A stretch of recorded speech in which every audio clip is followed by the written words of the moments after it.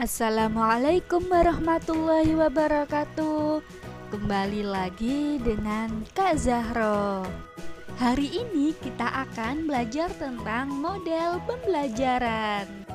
Ada yang sudah tahu apa itu model pembelajaran?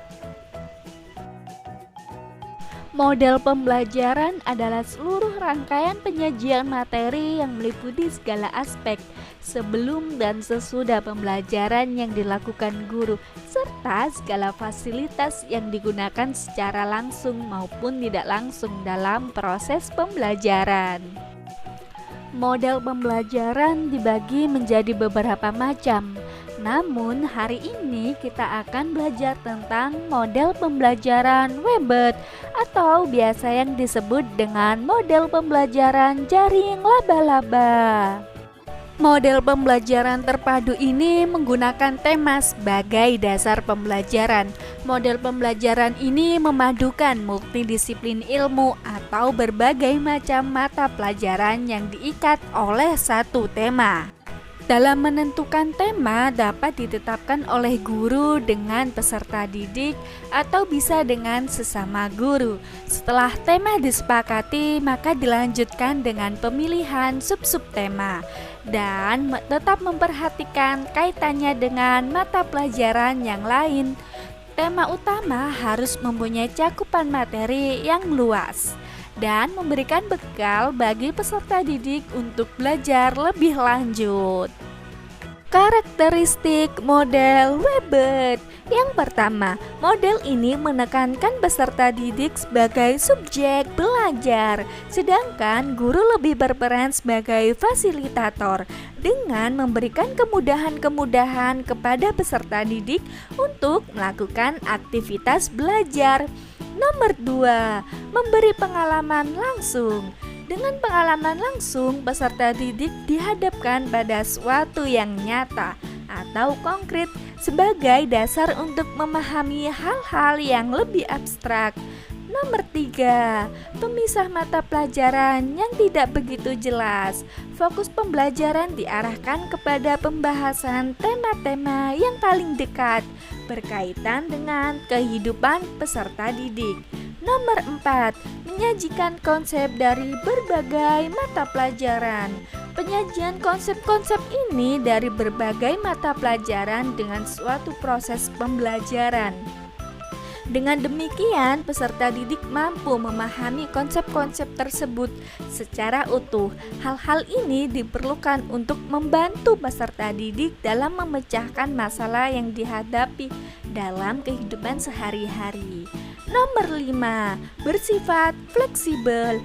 Guru dapat mengkaitkan bahan ajar dari satu mata pelajaran dengan mata pelajaran yang lain, bahkan mengkaitkan mata pelajaran dengan kehidupan peserta didik dan keadaan lingkungan sekolah di mana mereka berada.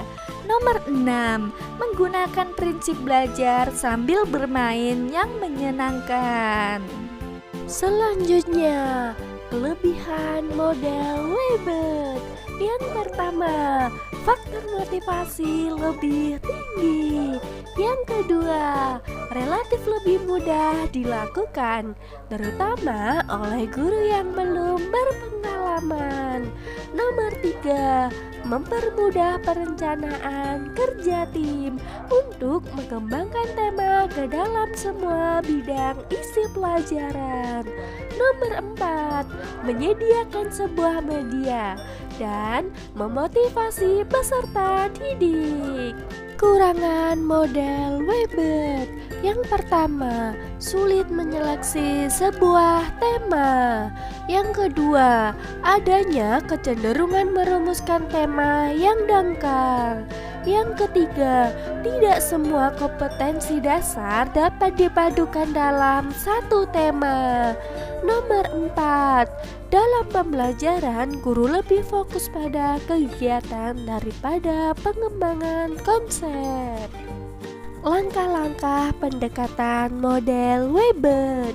Yang pertama, tentukan tema utama seperti transportasi atau penemuan dan tema lain dari beberapa standar kompetensi lintas mata pelajaran.